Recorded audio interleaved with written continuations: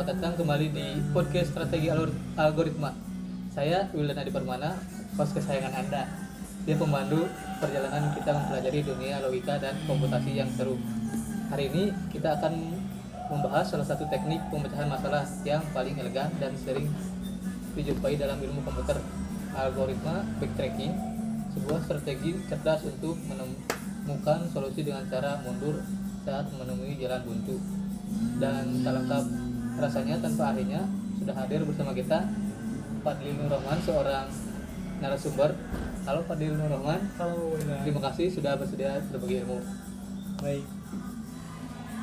Halo semua, nama saya Fadlil Rahman dan seluruh sahabat algoritma. Terima kasih atas undangannya. Senang sekali bisa membahas algoritma breaking hari ini. Sebelum kita mendalami backtracking, mengapa algoritma itu sendiri begitu penting di era teknologi saat ini? Kita tahu di balik setiap aplikasi, game, atau sistem kecerdasan buatan selalu ada algoritma sebagai otaknya. Nah, apa yang membuat algoritma backtracking menjadi relevan dalam konteks pemecahan masalah yang kompleks? Baik, singkatnya saja ya. Singkatnya, algoritma adalah resep untuk memecah masalah. Backtracking khususnya sangat relevan karena ini adalah metode brute force yang terorganisir.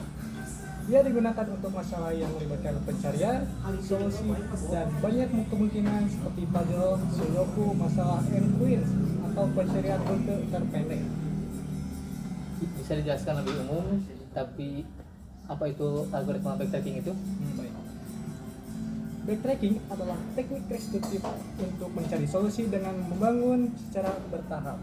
Jika pada langkah tertentu solusi parsial tidak bisa dilakukan, algoritma akan mundur, backtrack ke langkah sebelumnya dan mencoba pilihan yang berbeda, ibaratnya mencari jalan keluar di labirin. Menarik. Adakah contoh penerapan dalam kehidupan sehari-hari yang mudah dipahami oleh pendengar awam? Tentu, selain sudoku, pertimbangan juga penjadwalan. Mencari jadwal kuliah yang tidak ada bentrokan adalah masalah backtracking. Kita coba masukkan satu mata kuliah. Jika bentrok, kita backtrack dan coba mata kuliah lain. Contoh lain yang sangat populer adalah bagaimana sistem AI pada game saat mencari langkah yang terbaik. Baik. Adakah jenis-jenis algoritma populer lainnya yang sejalan atau sering ditandingi dengan backtracking? Backtracking strategi pencarian algoritma populer lainnya yang juga sering dibahas adalah divide and conquer, greedy algorithm, and dynamic programming. Backtracking seringkali merupakan langkah awal yang akan dioptimasi menggunakan teknik lain. Gimana? Mari kita masuk ke studi kasus yang lebih teknis. Bisakah Fadlil Rahman membahas satu contoh kasus nyata tentang penggunaan algoritma backtracking ini? Baik, saya akan ambil contoh masalah end queen. Tujuannya menempatkan n ratu di papan catur n kali n sehingga tidak ada ratu yang saling menyerang. Ini adalah contoh klasik di mana backtracking bersinar. Kita menempatkan ratu satu persatu setiap baris. Ketika disampai pada baris n dan tidak ada kolom yang aman, kita backtrack ke ratu di baris sebelumnya dan pindahkan ke kolom lain. Ini memastikan kita menjelajahi semua solusi yang ada. Begitu. Apa tantangan terbesar yang sering dihadapi pengembangan saat melakukan backtracking ini?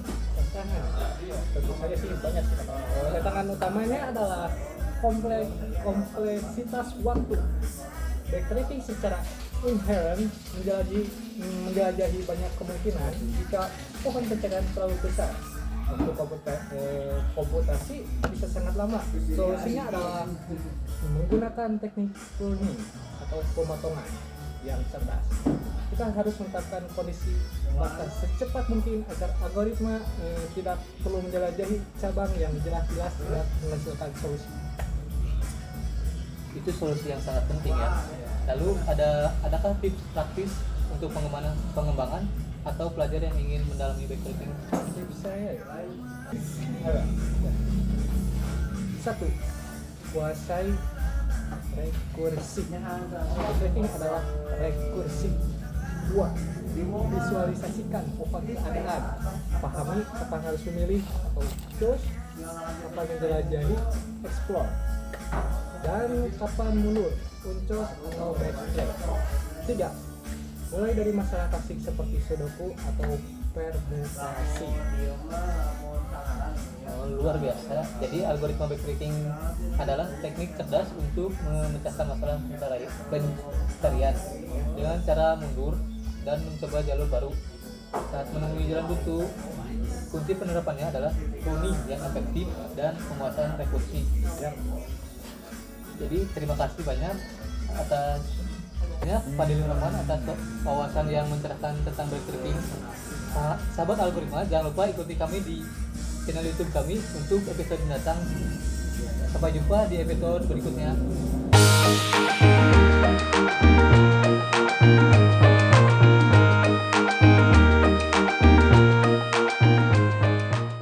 Halo sahabat algoritma, kembali lagi di Strategi Algoritma.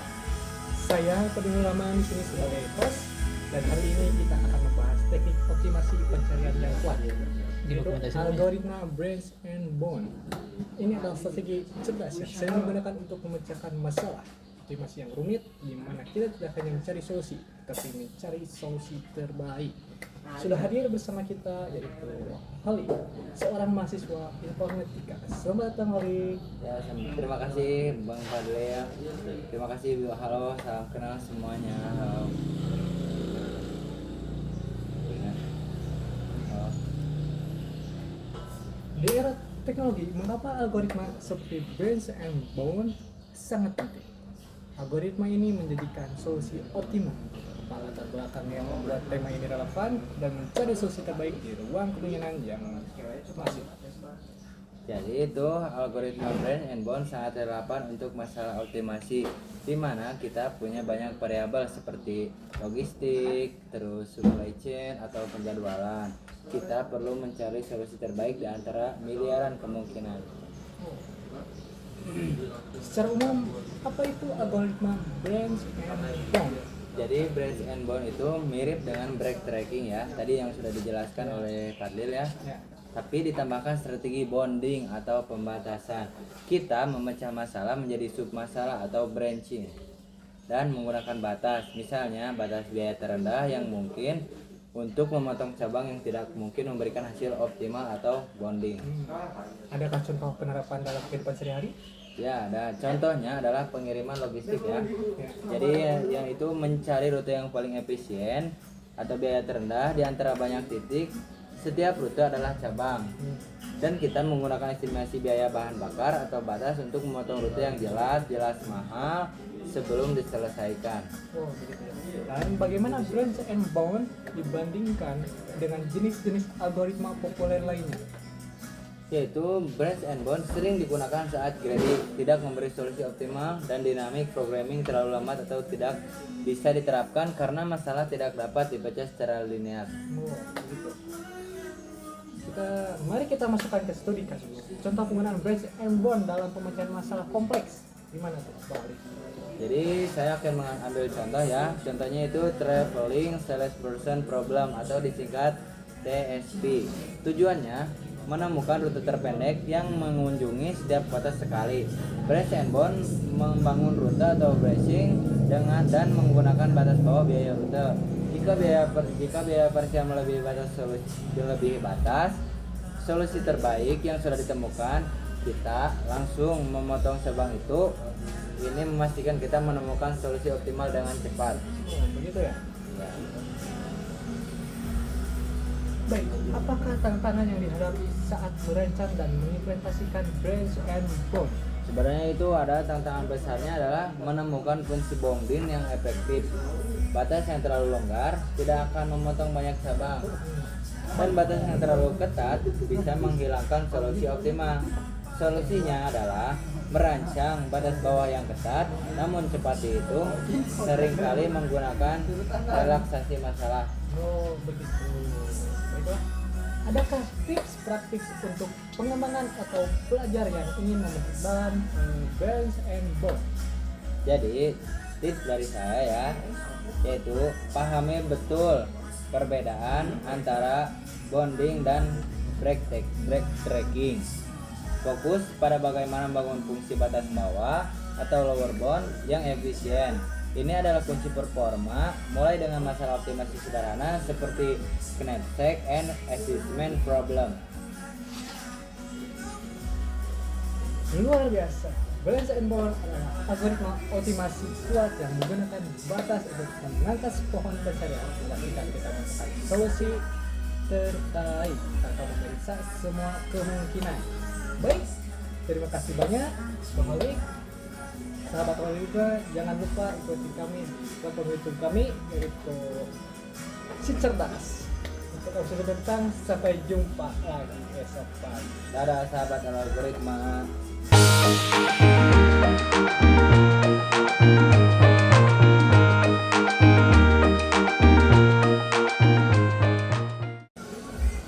Halo sahabat algoritma, kembali lagi di strategi algoritma. Hari ini kita akan membahas salah satu algoritma pencarian rute paling terkenal atau algoritma ASTAR.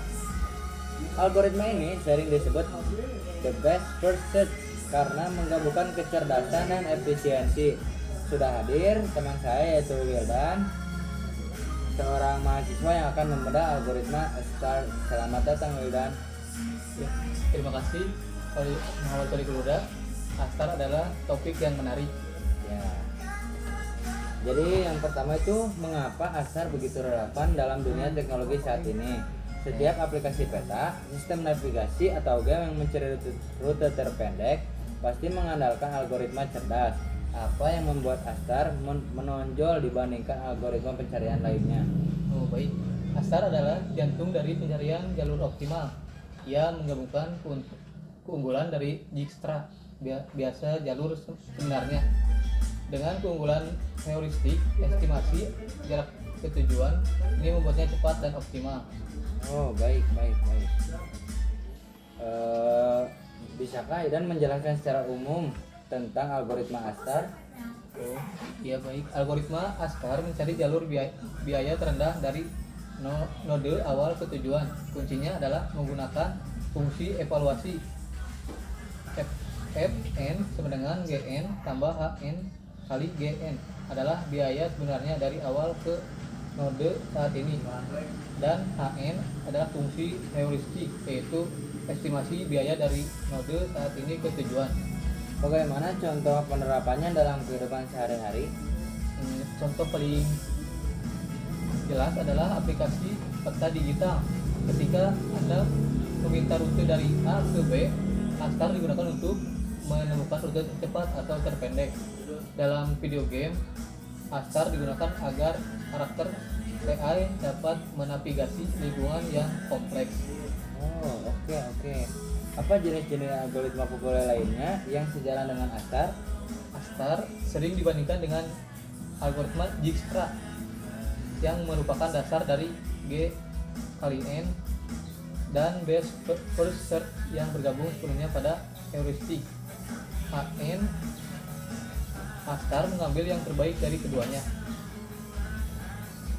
Baik, selanjutnya kita akan menuju studi kasusnya ya. Mari kita bahas satu contoh studi kasus tentang penggunaan algoritma ASTAR. Oh iya baik. Saya akan mengambil kasus navigasi robot. Robot bergerak di gudang perlu menemukan jalur tercepat ke tujuan.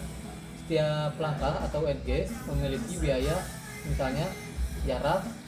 ASTAR membantu robot memilih jalur yang menjamin biaya paling rendah dibanding oleh estimasi jarak langsung atau heuristik ke titik tujuan.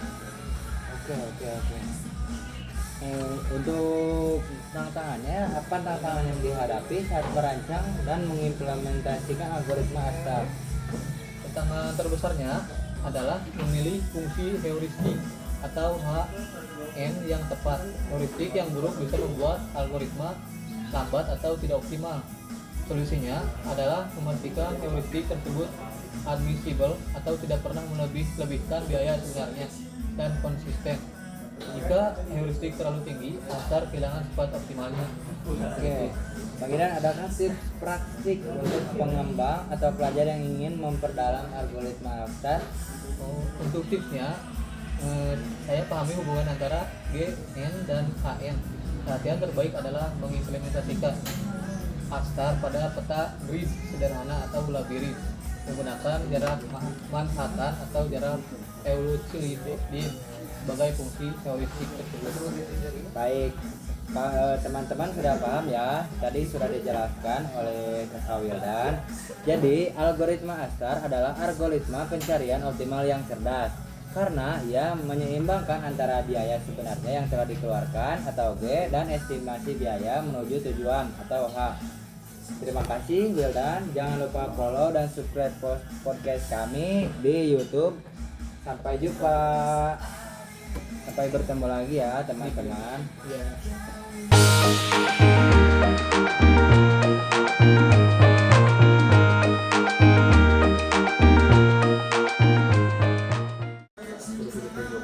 Halo sahabat algoritma, kembali lagi di strategi algoritma. Perkenalkan, nama saya Muhammad Sirohuda. Hari ini kedatangan dua tamu spesial. Yang pertama ada Wildan, pakar logika algoritma, dan yang kedua adalah Fadlil, ahli sistem jaringan. Kita akan bedah habis Uniform Cost Search atau disingkat UCS. Teman-teman, biasanya kita cari rute terpendek berdasarkan jarak, tapi di UCS kita bicara soal biaya. Wildan, kenapa kita harus peduli soal biaya daripada sekedar jarak? Karena di dunia nyata jarak dekat belum tentu murah. Misalnya jalan tol lebih jauh tapi lebih cepat daripada jalan tikus yang macet. UCS hadir untuk memastikan kita dapat biaya kumulatif terendah. Menarik. Lalu, Fadlil, bagaimana cara kerja otak dari UCS ini secara teknis ya? UCS itu pakai prinsip priority queue. Jadi dia tidak asal maju ya. Dia akan cek semua jalur yang tersedia. Lalu memilih jalur yang total biayanya paling kecil. Saat itu dia sangat teliti. Ya, boleh. Betul, dan perbedaannya dengan BFS adalah BFS itu buta warna. Dia anggap semua jalur biayanya sama. UCS lebih pintar karena dia melihat bobot di setiap jalurnya. Tapi ingat, syarat mutlaknya biayanya tidak boleh ada yang negatif. Kalau ada yang negatif, UCS bisa bingung berputar-putar. Oke, untuk Bang Fadlil nih, Ya. bisa kasih contoh kasus nyata yang sering Fadlil temui? Di sistem jaringan komputer, saat data dikirim dari server A ke B, ada banyak rute UCS digunakan untuk memilih rute dengan latensi terendah. Jadi, walaupun rutenya harus lewat banyak titik, yang terpenting total waktunya paling singkat. Oh, boleh. Apa tantangan terbesar kalau kita pakai UCS, Bang Ira? Tantangannya adalah masalah memori karena dia harus menyimpan semua jalur yang mungkin. Kalau cabangnya terlalu banyak, komputer bisa lemot. Oh, kalau solusinya apa ya? Solusinya ya harus membatasi ruang pencarian atau pindah ke algoritma A kalau sudah punya data estimasi. Oh ya tuh, tadi kan kita udah dijelasin ya tentang algoritma Astar ya. Jadi untuk masalah ini solusinya harus membatasi ruang pencarian atau pindah ke algoritma Astar. Kalau yang sudah punya data estimasi. Ini ada tips gak nih Bang Idan buat mahasiswa yang baru belajar UCS? Untuk tipsnya, kuasai konsep Dijkstra karena mereka bersaudara dekat. Itu aja sih. Dan jangan lupa selalu visualisasikan pohon pencariannya supaya tidak bingung menghitung biaya kumulatifnya. Luar biasa diskusi kita. Jadi UCS adalah soal ketelitian memilih jalur termurah ya. Terima kasih kepada Idan sama Fadlil.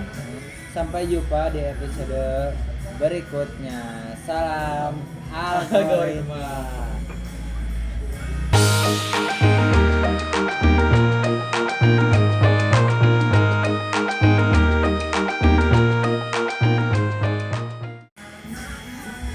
Halo semua sahabat algoritma, episode terakhir kita akan bahas saja optimasi. Dynamic Programming sudah ada Wilan Adi Permana dan Oli. Sini siap berbagi ilmu? Siap. Baik. DP sering dianggap untuk buat mahasiswa karena rumit. Wilan, seseram itu kah DP? Sebenarnya tidak seram, cuma butuh pola pikir yang berbeda. Inti DP itu sederhana. Jangan pernah menghitung sesuatu yang sudah pernah kita hitung sebelumnya. Itu saja. Simpel ya.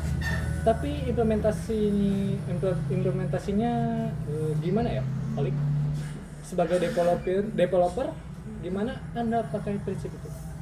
Jadi kami itu pakai teknik yang namanya memoization. Jadi kita buat buku catatan kecil di memori. Setiap kita dapat hasil dari sub masalah, kita catat. Pas butuh lagi, tinggal contek dari catatan itu. Gak perlu itu ngulang dari nol. Dan DP ini punya dua syarat, overlapping, sub problem, dan optima, substruktur. Artinya masalah besarnya bisa dipecah dan pecahannya itu muncul berulang-ulang. Nah, untuk contohnya nih, contoh gampangnya ya. Contoh gampangnya yaitu deret Fibonacci. Kalian udah tahu kan apa itu deret Fibonacci kan? Kalau pakai rekursif biasa, komputer bisa pusing karena itu angka yang sama berkali-kali. Pakai DP, prosesnya jadi secepat kilat. Jadi selain Fibonacci, ada studi kasus yang lebih keren nggak? Ada, tentu ada, yaitu knapsack problem atau masalah ransel. Misalnya Anda pencuri yang mau ambil barang berharga tapi tas terbatas. DP bantu kita hitung kombinasi barang mana yang nilainya paling maksimal tanpa harus coba semua kombinasi satu-satu. Kenapa seorang sering gagal pas bikin algoritma DP? Karena mereka bingung menentukan state atau kondisi dasarnya. Kalau hasilnya salah, tabel DP-nya juga berantakan. Setuju. Dan kadang orang terlalu memaksakan DP padahal masalahnya itu simpel. DP itu makan memori buat nyimpen tabel, jadi harus bijak pakainya. Terakhir nih, tips buat pendengar kita. Tipsnya, latihan mulai dari cara top down dulu, baru pelajari yang bottom up. Kalau tips dari saya nih, jangan cuma baca teori ya, coba coding masalah long common sequence, itu akan ngebuka logika DP kalian. Mantap sekali. Terima kasih pada Bella dan Olik, sahabat algoritma. Itulah akhir seri kita. Jangan lupa lengkapi tugas kalian dan sampai jumpa. Dadah. Salam.